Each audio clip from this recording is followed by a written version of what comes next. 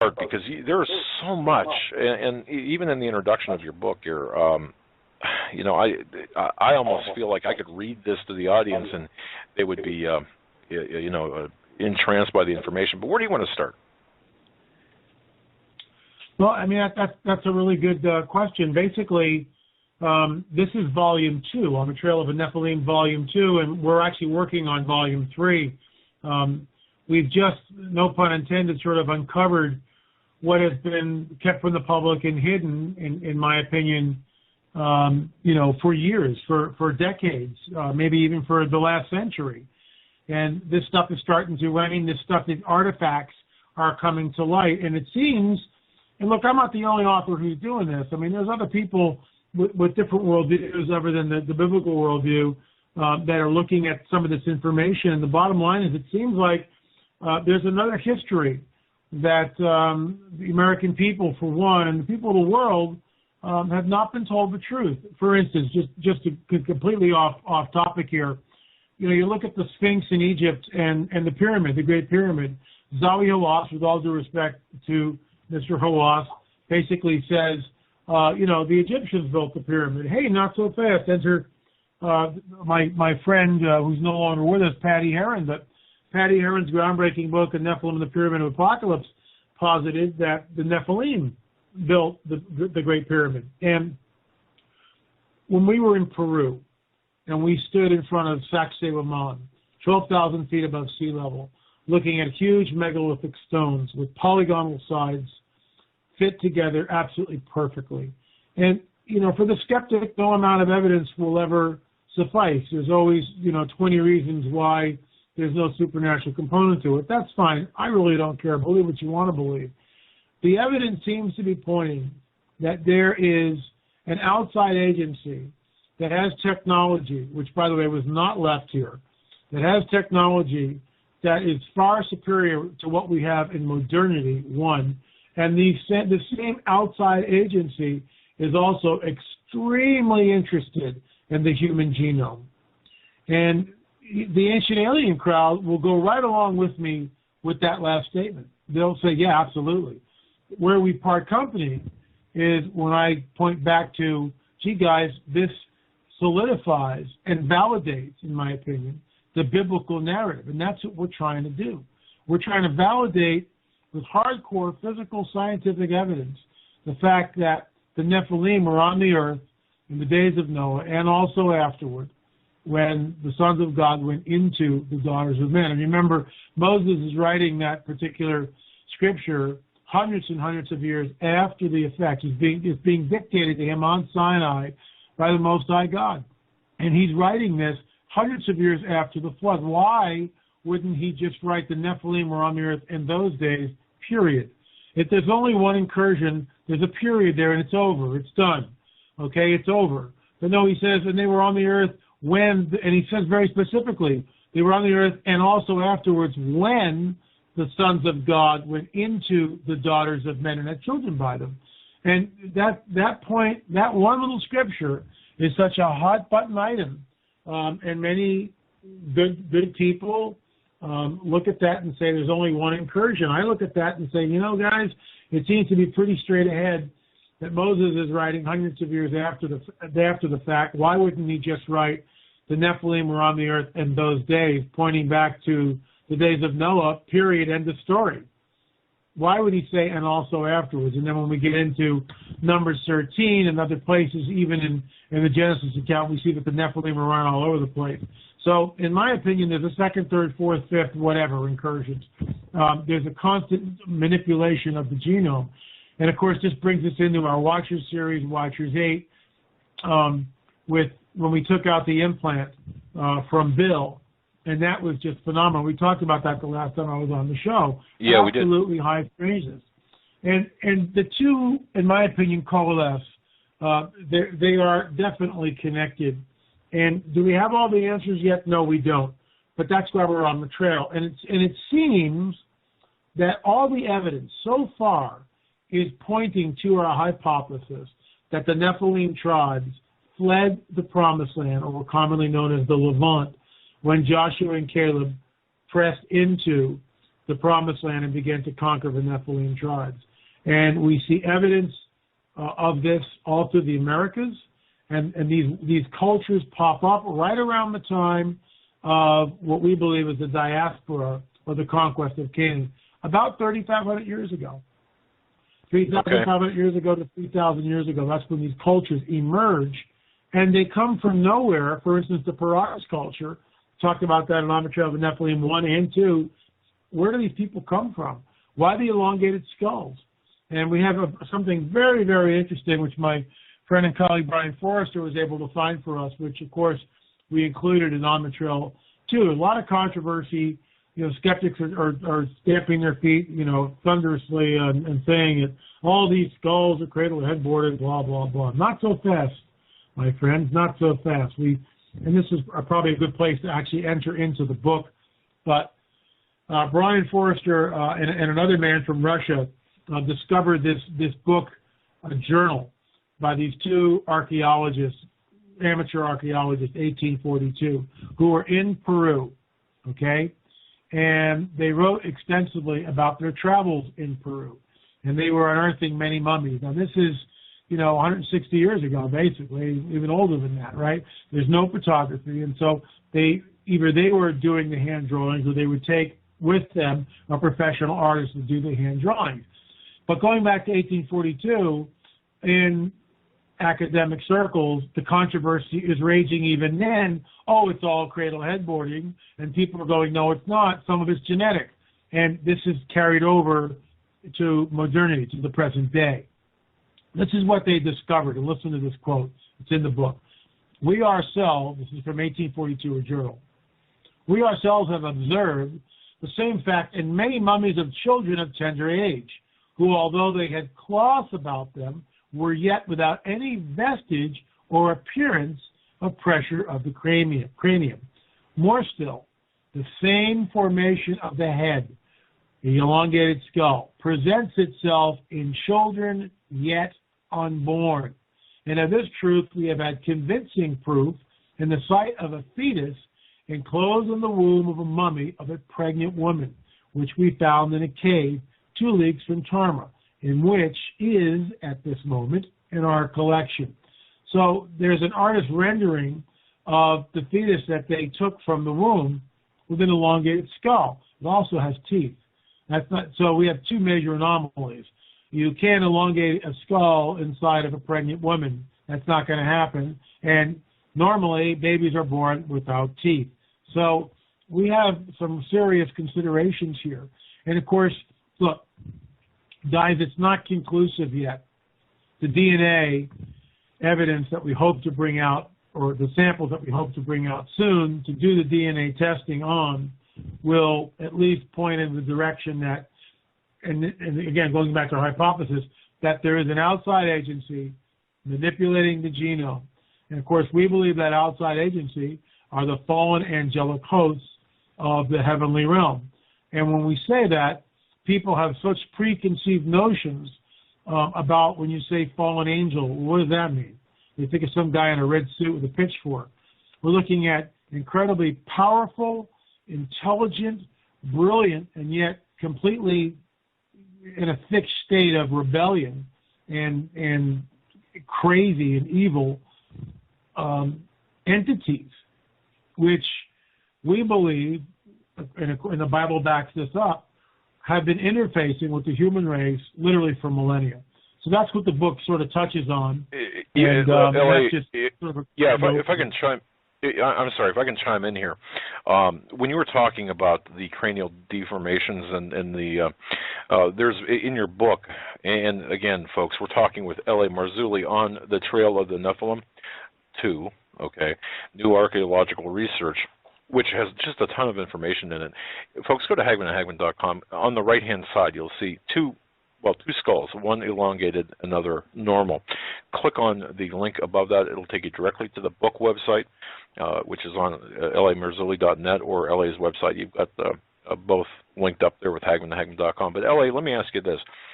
Chapter 17 of your book, page 187, talks about the Leviticus chapter 19, verse 27 through 28, cranial deformations with God essentially saying, "You shall not round the corners of your heads." And I'm not going to read the whole verse, but obviously there's some biblical, as you just noted here in this interview, there's biblical relationships to your work and to what's going on, isn't there?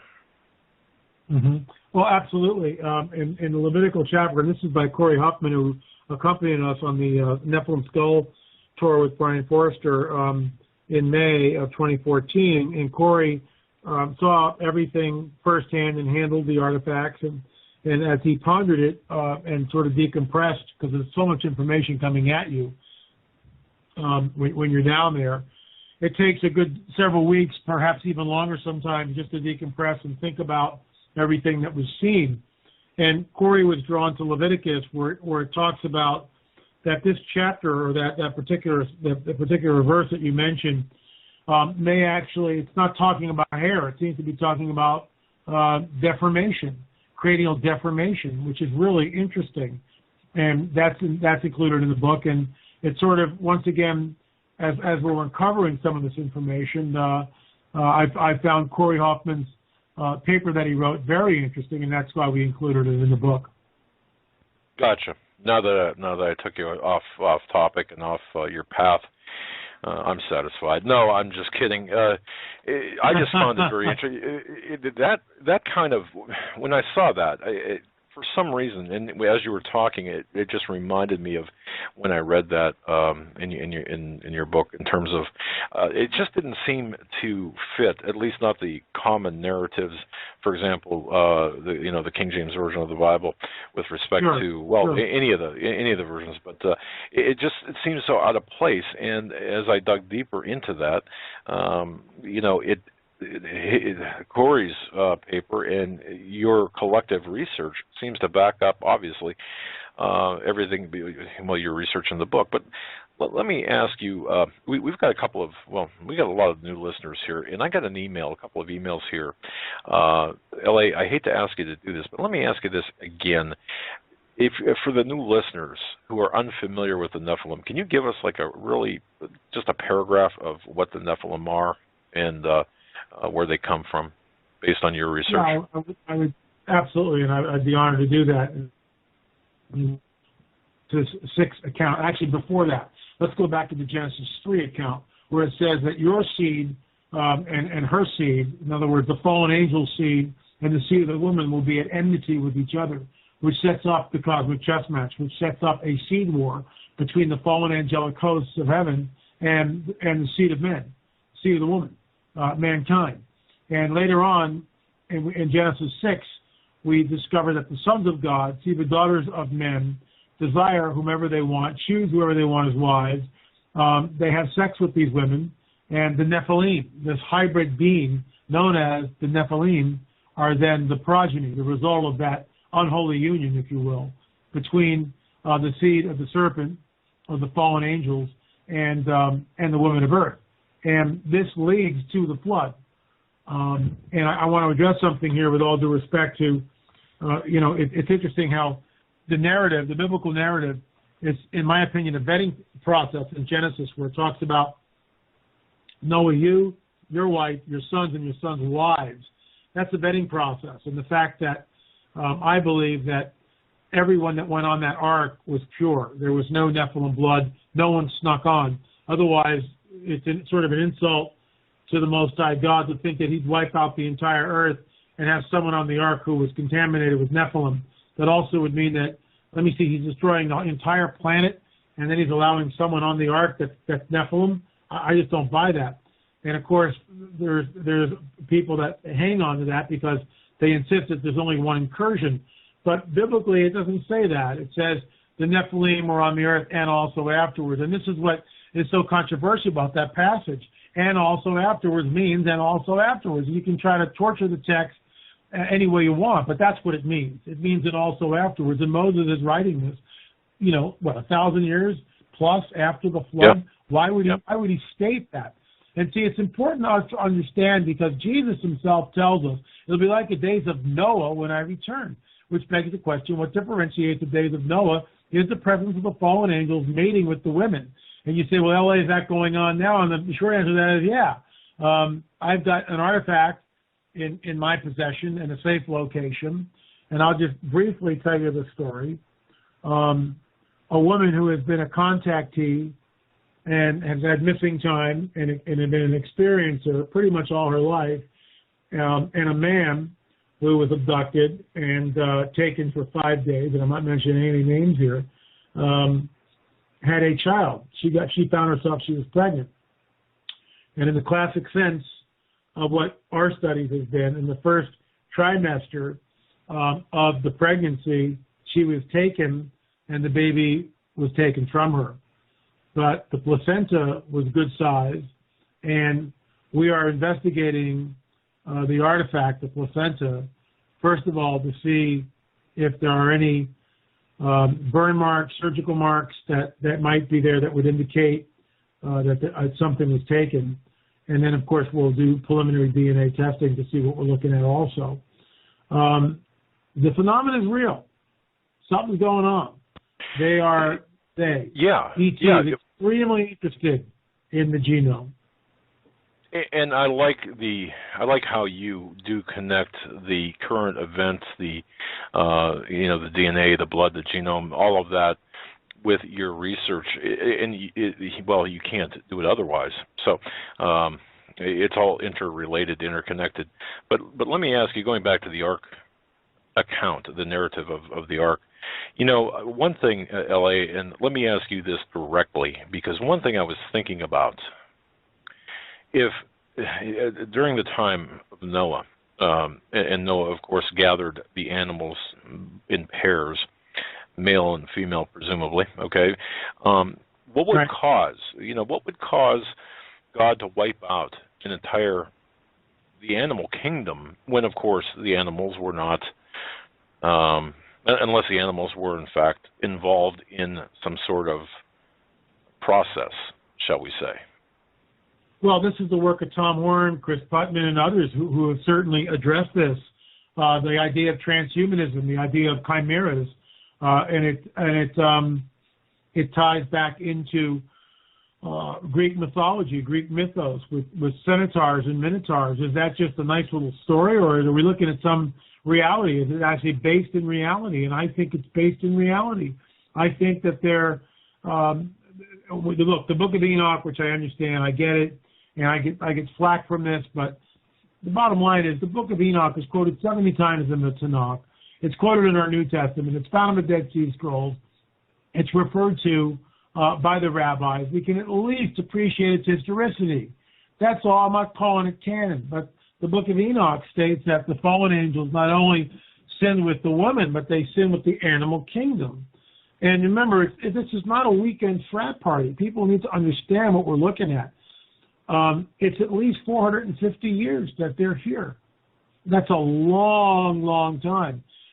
Interestingly enough, a researcher, and forgive me, I can't remember his name, he sent me an email, and he had one of those epiphanies, which I'll share with you tonight, which ties right into our work. We know that after the flood, we had the Tower of Babel.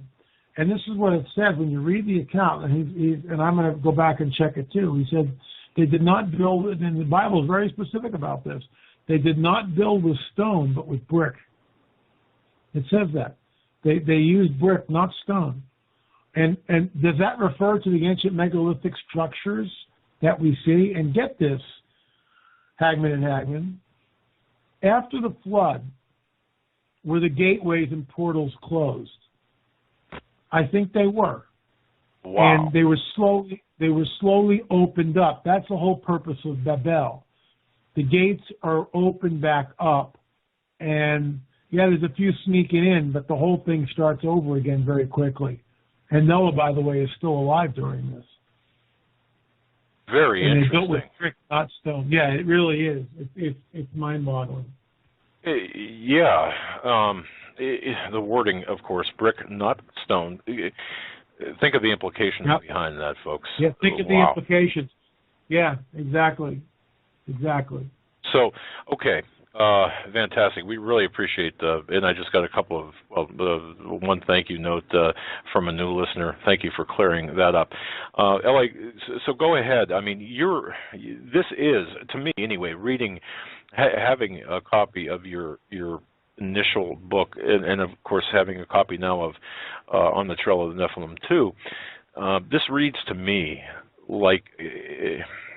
folks, the best way for me to describe it would be like an investigative report with a compilation of witness statements and narratives and photographic evidence and other documentation.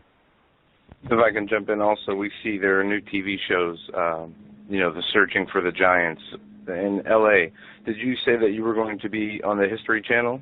Guys, I consented to the interview. I'm excited about it. I have no idea what they did with the editing. We'll find out tomorrow night. I know this, that I will not have to defend myself. I know that if they twist it in any way, there's going to be a flurry of emails to the History Channel. I know that. I've already had people going, I know you're going to be on. I hope they didn't screw around with you. So we'll see what happens. But, it seems like I'm trusting the process.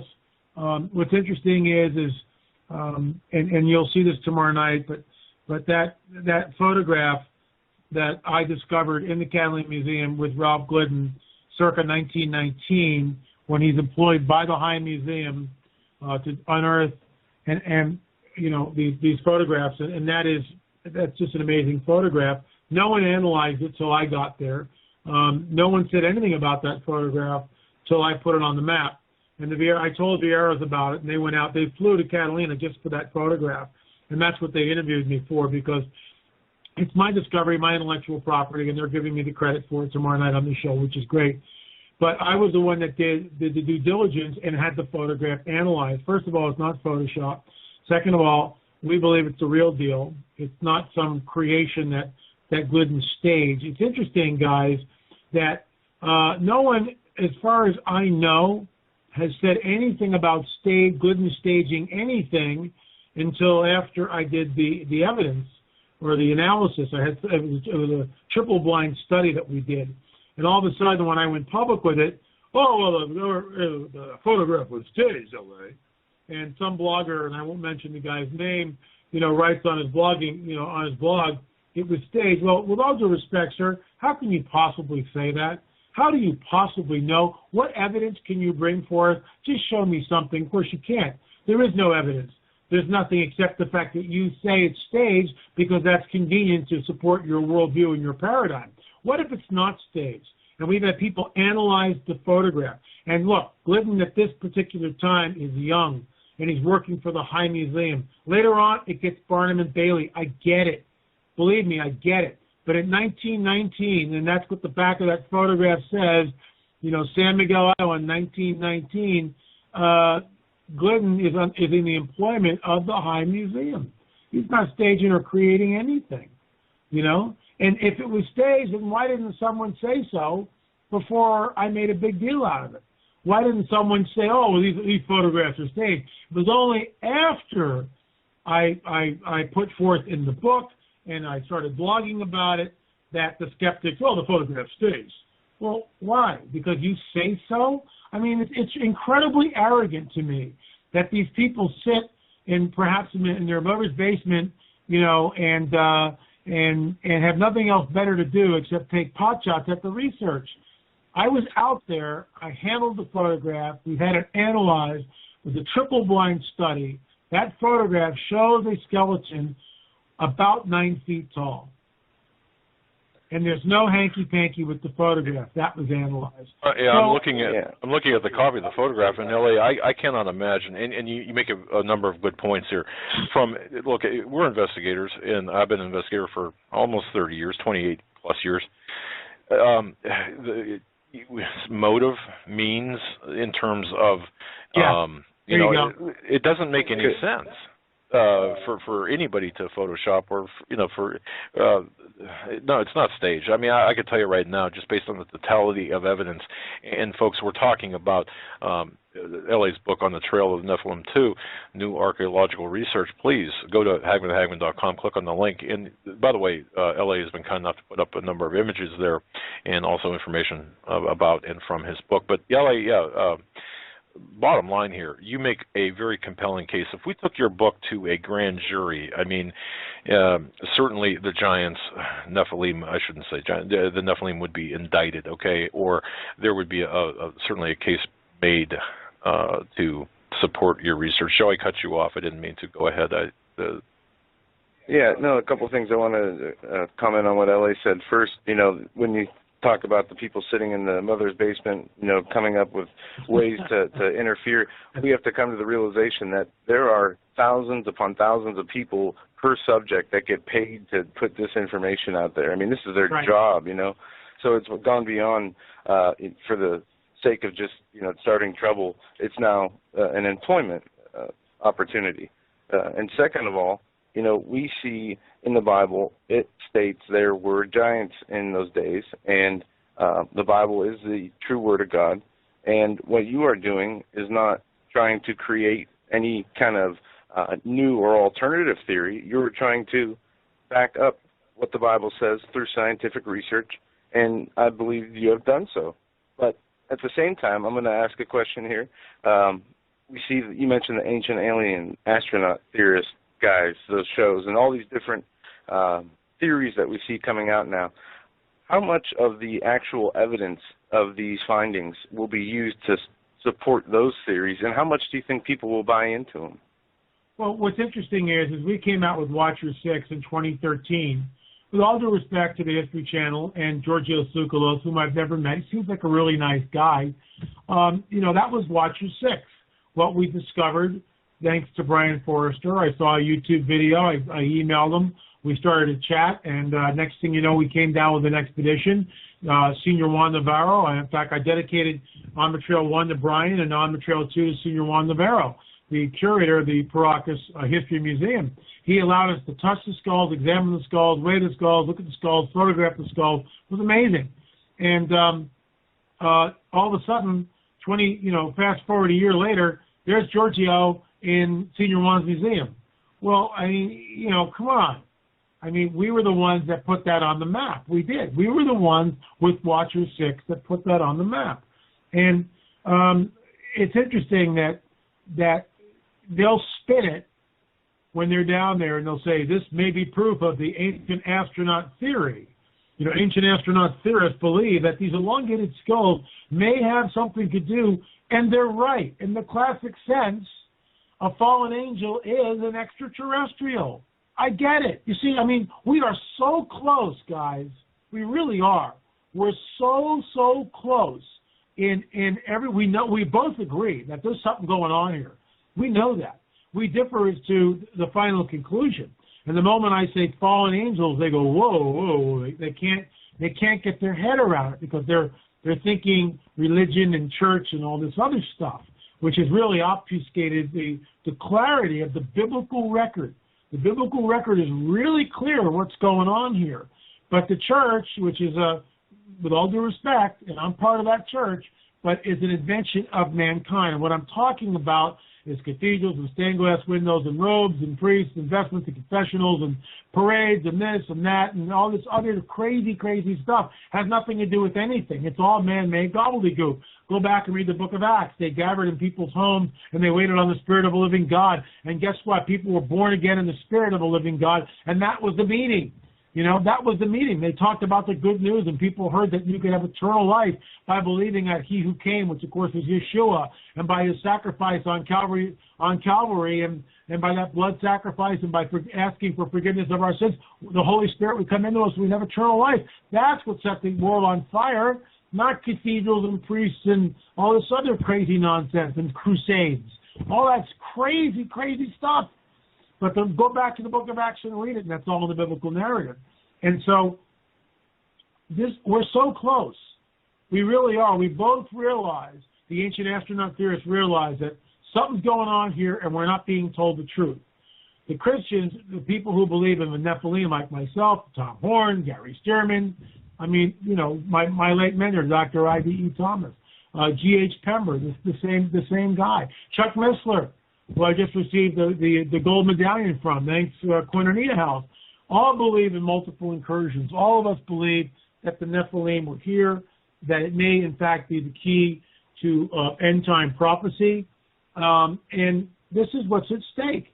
Who is going to dominate the narrative? Who's going to the conversation? Who is going to steer the conversation? Right now, the History Channel, the Ancient Astronaut crowd, the Exopolitic crowd, MUFON, the UFO guys, they're steering the conversation. And we're in the back seat. We have limited resources. But you know what? We serve a God that loves to do this. And at some point in time, when he gets ready, the tables will turn. Maybe he'll send in an L.A. Marzulli or a Hagman and Hagman. Who knows who he'll send in. But he'll send somebody in there, and he'll get the message across, and everybody will go, whoa, look at this. And maybe that happens when and if we can get the DNA evidence out of Peru. We'll see. It's interesting how you just frame that whole, do I say argument or debate or position, because, you know, this is a critical, I believe anyway, it's critical for us to understand intellectually the Nephilim and the accounts of the Old Testament and what's going on today, as a matter of fact, especially with the manipulation of the DNA. And, of course, it's all about the DNA. It's all about the blood. It's a numbers game, yeah. You know, demographically. And people need to understand. I think people need to understand that we're facing, we're facing this DNA manipulation demographically. If people look at it objectively and through the lens of just numbers alone, demographics alone, I think people would be better off. I mean, maybe I slaughtered that argument, but and by the way, you do. I like the way that you put the information, you present the information out there for people to look at, understand, and you really and you say, here it is. You know, essentially make up your own mind to the extent. Make up your own mind. Absolutely. Yeah.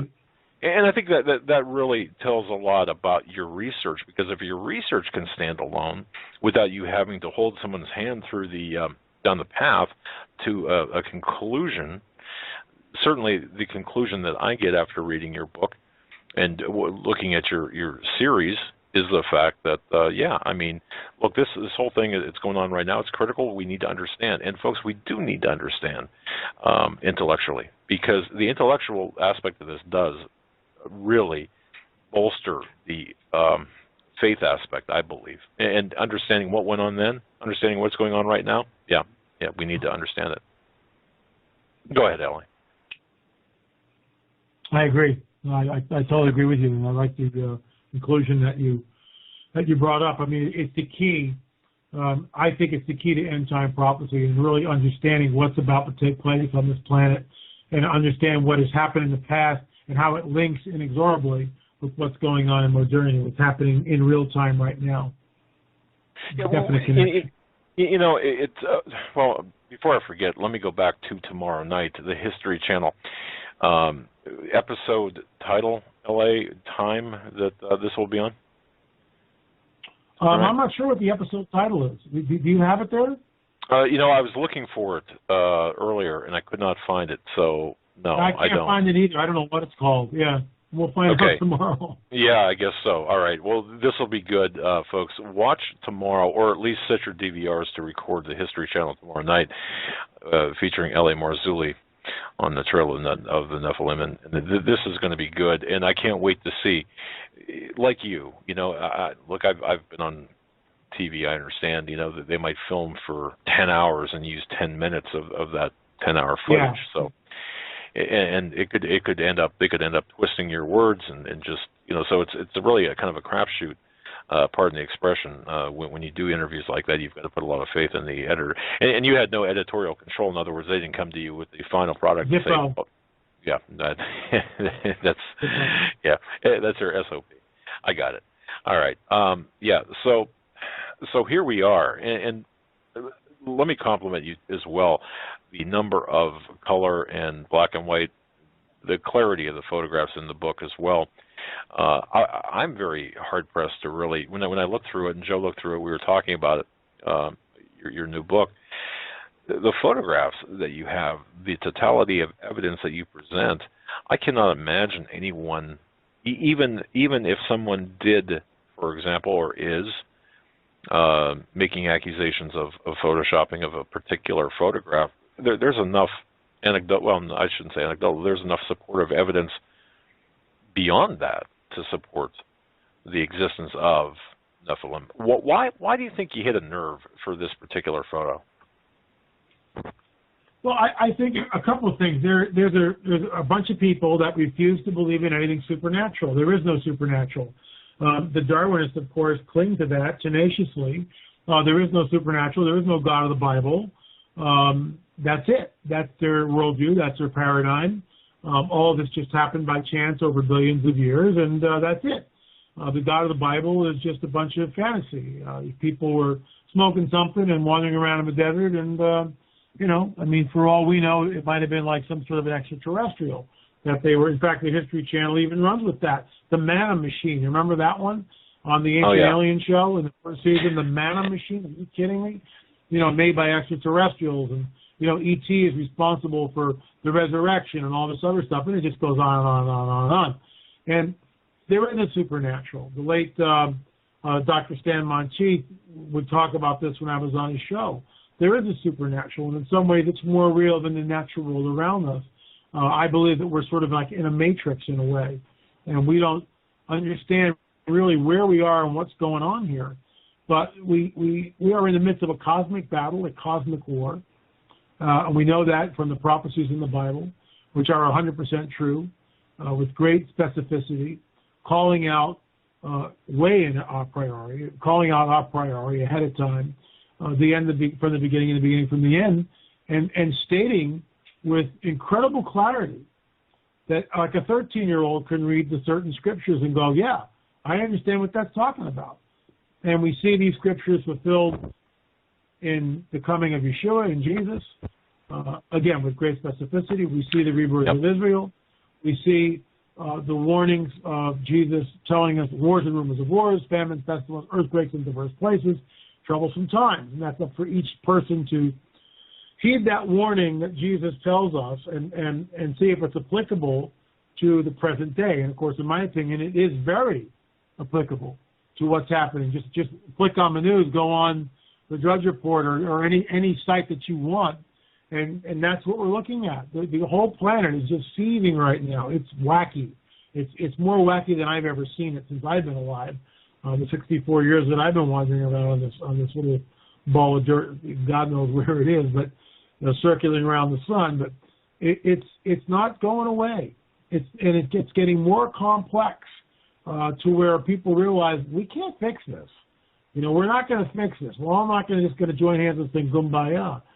And I believe, speaking of the prophetic, that the Psalm 83 war, my friend and colleague Bill Salas talks about this groundbreaking book. He got a lot of flack when he came out with Israelistine, but that's precisely what we're seeing. Hezbollah in the north, Hamas in the south in Gaza, ISIL running around in Iraq, taking great swaths of that. And, of course, you've got the Iranians that want to bomb and want to destroy the Jewish plague. They want to wipe Israel off the face of the earth. So at some point in time, and Israel showed its muscle over the weekend when it hit Damascus. Yes, it did. It's got to cut the head off the snakes. Got to do it. Yeah, exactly. And it's interesting, by the way, having this bird's eye view, folks, of people like L.A. Marzulli and others who all come to the table with their portion, their entree or their part of the meal.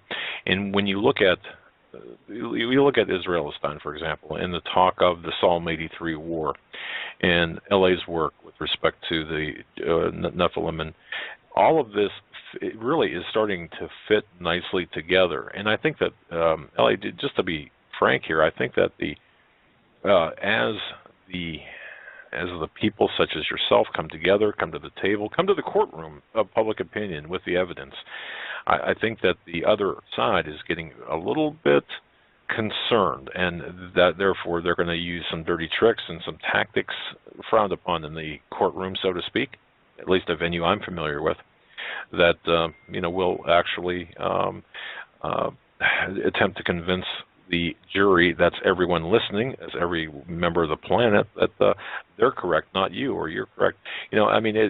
So I think the closer we get to this final answer, or this putting together the puzzle pieces, the greater the attacks will be, and the greater the attacks are. And we're seeing I this, completely concur with that. I mean, that's what's happening. If you want to write a book like a Nephilim trilogy, which is a fictional work, and have a storyline and a plot, you're not rattling any cages. And that's nice, little pat on the head, nice novel, thank you so much. Not rattling any cages. But the moment we begin to show real evidence, and uncover this stuff, no pun intended, we're rattling cages, and I know that. People are starting to, get upset, and it's what cracks me up is a lot of these naysayers never go anywhere. They never take the photograph and you get the photograph analyzed. They don't spend the time and money to go down to Peru and you go look at the skulls and see that there's only one parietal plate, and that one of the skulls down there has 30% more cranial capacity, well outside the human range, and on and on it goes. In the Native American legends of the red-haired giants that were 8, 9 feet, 10 feet tall, the Nephilim lance, which is in the book, this incredible artifact that Bob Shelley found, and we've had tested. It's almost pure copper. The copper in it's just very, very pure, and there was no dating on it. Couldn't give us an idea. We're actually trying to find a weapons expert to see if they know what this thing is. It's a lance, according to Chief Joseph Riverwind, who examined it with me and Bob Shelley at the Nephilim Mounds Conference in Ohio in June of this year. It's a lance, and this thing is huge, man. It's like 31 inches long. It's 7.5 pounds, and we have photographs of it. We talk about it on the trail too, but you can't use this thing for anything. I mean, as a sword, there's no way I can wield it, and you put a handle on the lance, and what am I going to do with this? What am I going to do with this? It's not going to work for someone my size, but you put a 9-footer behind it, and now you've got something that validates the Native American legends where the tall, red-haired, cannibalistic giants would come in to the tribes and their lancers would pierce and run through 3 of the braves at a time. That's the legend, and Chief Joseph told us that. And that's all in the book. Yeah, I recall reading that, and the artifacts that were found and that you have depicted in the book, I would be hard pressed to, just handing them. If you were to show them again using a courtroom type venue, place them as exhibits in a courtroom, I'd be very hard pressed to refute such evidence based on really anything. I mean, you said it flat out nicely. You cannot have these types of objects being handled by men of normal size, obviously. So you did a very good job. Yeah, go ahead. And this is what starts to happen. If we only come up with one thing, and unfortunately for the Vieira brothers, so far they haven't come up with a whole lot, which is unfortunate, which is why they bring me into the show, because I've got some real hardcore evidence, and that's what we've got other stuff which we have not shown anybody yet. And some of that will be on the Trail of a Nephilim 3, and there's different sites that we know about which are trying to get permission from Native American tribes to go in and just exhume what's there. And that's, good luck with that, but maybe it will happen, and that's what we're trying to do. What's interesting is after a while, the evidence starts to stack up. And that's where we are. You get the Nephilim lance. You get the huge, huge hammer found 13,000 feet above sea level in Ecuador at a site which has not yet been excavated. And I paid an explorer, Bruce Fenton, to go in there and take photographs, which we did, and that's in the book. This huge, huge artifact, what the heck is it? And where is it from? And who made this thing? It's a huge hammerhead. and it's as long as your arm. It's just stupid long and way too heavy. You can't wield it. 27.5-pound axe heads that we have in Armor Trail 1, the almost 3-foot Nephilim lance, these huge cranial deformation or skulls that we see with red hair in Paracas, the evidence from Ralph Glidden. And I mean, it just goes, after a while, you start building a case. And that's what we're doing. We're building a case that something's going on. We're not sure yet. It's not conclusive. But we think we've got enough evidence. And all the evidence keeps pointing back to the biblical narrative. And this is what's driving some people absolutely bonkers. Because if the biblical narrative is true, then that means it's a supernatural. And if it's a supernatural, and if there's this figure, then we've got to deal with Jesus and sin and salvation and all this other stuff. And they're terrified of it. 100% in agreement with you.